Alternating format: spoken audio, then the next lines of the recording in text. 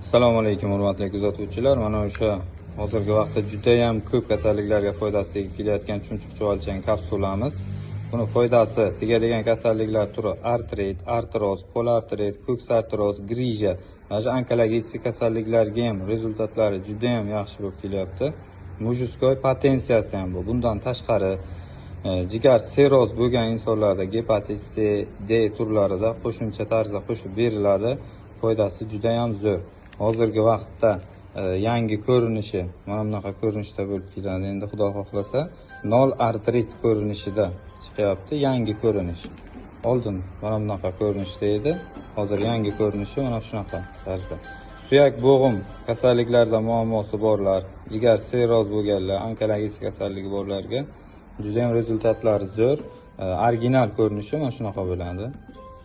Poddelkasiga uchrab qolmang.